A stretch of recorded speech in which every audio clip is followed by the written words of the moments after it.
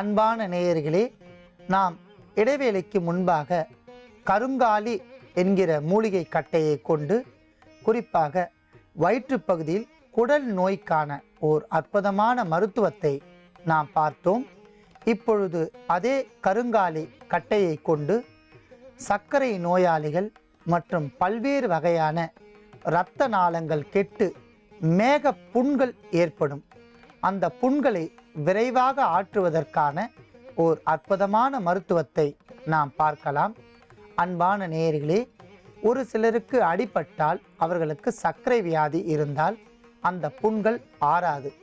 நாளடைவில் கேங்க்ரீன் என்று சொல்லக்கூடிய பெரிய அளவில் ஆறாத புண்ணாக மாறி அதிலிருந்து ஒரு வகையான கெட்ட துர்நாற்றம் வீசும், சதையெல்லாம் துணித்து கீழே விழும். பார்ப்பதற்கே அருவருப்பாக இருக்கக்கூடிய அந்த மேக புண்களை எளிமையான முறையில் ஆற்றிக்கொள்வதற்கும் பல்வேறு வகையான புண்கள் விரைவாக ஆறுவதற்கும் ஒரு அற்புதமான மருத்துவத்தை நாம் பார்க்கலாம்.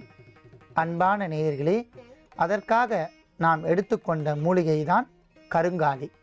கருங்காலி உடலில் இருக்கக்கூடிய சதைகளை வளர்க்கும், குருதியை சுத்தப்படுத்தும், இரத்தத்தை சுத்தப்படுத்தக்கூடிய அற்புதமான ஆற்றல் இதில் இருப்பதால் கருங்காலி கட்டையும் நாம் எடுத்து வைத்துள்ளோம். அடுத்ததாக நாம் எடுத்துக்கொண்ட பொருள் நாவல் மரப்பட்டை. சர்க்கரை நோயாளிகளுக்கு ஒரு அருமருந்து. வேம்பு, நாவல் மரம் மற்றும் பல்வேறு வகையான கொய்யா இவையெல்லாம் சர்க்கரை நோயாளிகளுக்கு ஒரு அருமருந்து. இன்சுலின் என்று சொல்லக்கூடிய அளவுகளை குறைவாக சுரக்கச் செய்து மேக நோய் வராமல் பாதுகாத்து, புண்கள் ஏற்பட்டால் அவற்றை நீக்குவதற்கு நாவல் மரப்பட்டை பயன்படும் என்பதால் நாம் நாவல் மரப்பட்டையும் எடுத்து வைத்துள்ளோம். அடுத்ததாக வேப்பம் பட்டை. வேப்ப மரத்தினுடைய பட்டை ஒரு கிருமி நாசினி. இதை பயன்படுத்தினால் எப்பேற்பட்ட நோய்களும் விலகிவிடும், மேக புண்களை ஆற்றும் என்பதால் நாம் வேப்ப மரப்பட்டையும் எடுத்து வைத்துள்ளோம். அடுத்ததாக நாம் எடுத்துக்கொண்ட பொருள் பசும் கோமியம். பசுவில் இருந்து கிடைக்கக்கூடிய அத்தனை பொருட்களுமே தெய்வீகமானதும் கூட, உடலுக்கு ஆயுளையும் ஆரோக்கியத்தையும் தரக்கூடிய ஒரு அற்புதமான ஒரு பொருள்.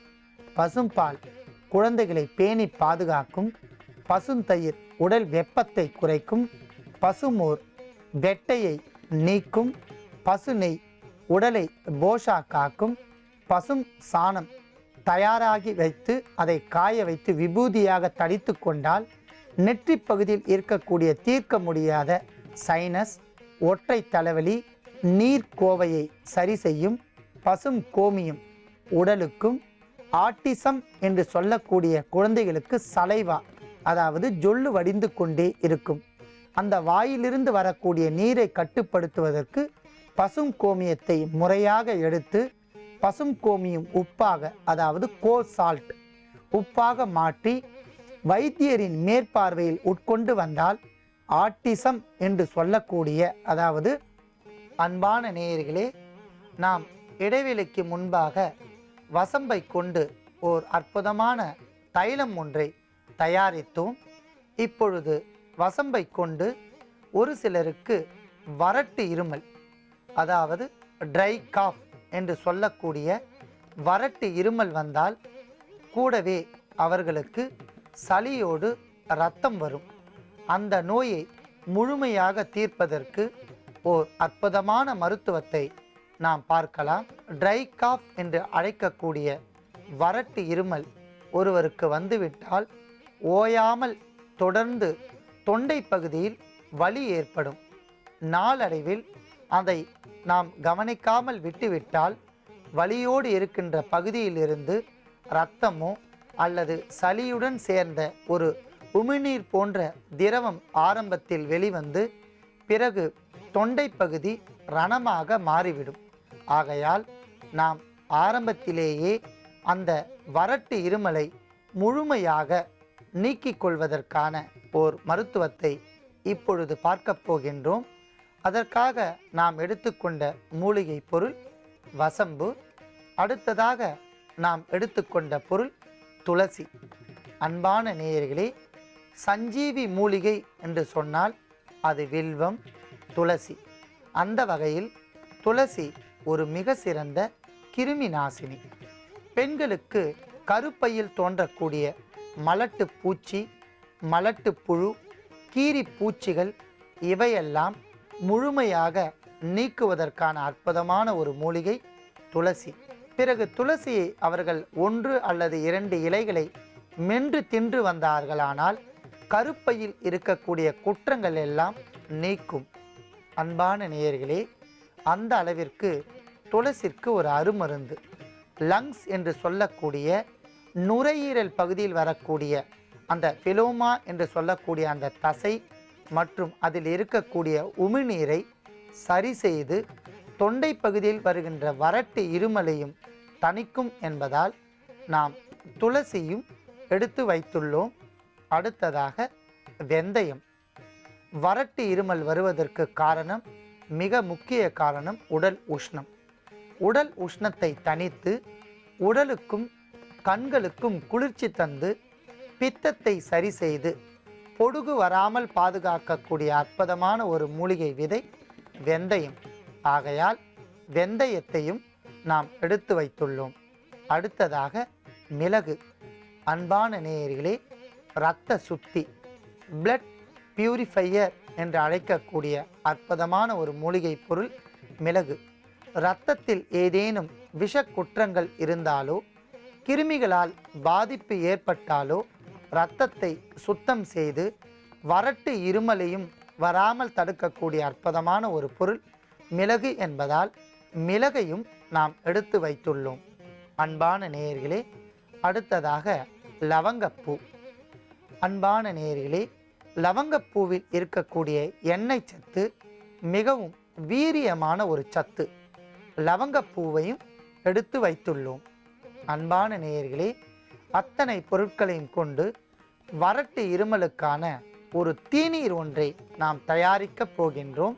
அதற்காக 100 மில்லி அளவிற்கு நீரை நாம் நன்றாக காய்ச்ச வேண்டும்.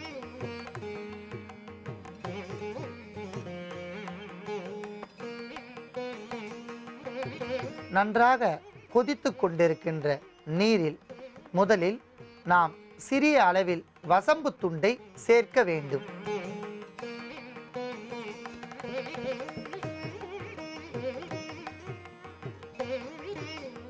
துளசி 5 கிராம்,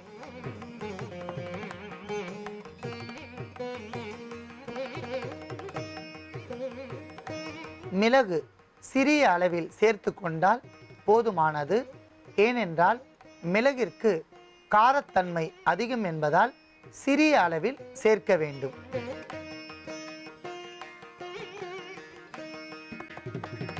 வெந்தயம் 1/4 தேக்கரண்டி போடவும்.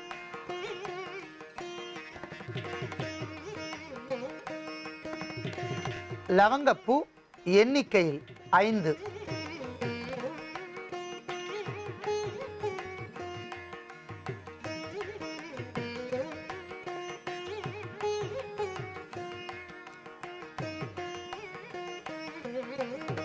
அத்தனை பொருட்களும் சேர்ந்து நன்றாக கொதித்து வறட்டு இருமலுக்கான தீநீராகி தயாராகிவிட்டது. அதை நாம் வடிகட்டி எடுத்துக்கொள்ளலாம்.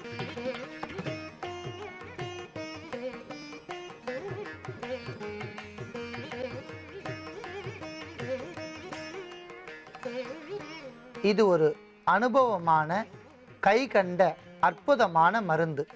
வறட்டு இருமல் என்கிற நோய் உடையவர்கள் இந்த தீநீரை தயாரித்து இரவு வேளையில் உறங்க செல்வதற்கு முன்னால் ஒரு 10 நிமிடத்திற்கு முன்பு இந்த தீநீரை தயாரித்து இளம் சூட்டுடன் 10 முதல் 30 மில்லி வரை 3 நாட்கள் தொடர்ந்து பருகி வந்தால் படிப்படியாக வறட்டு இருமல் முழுமையாக நீங்கிவிடும்.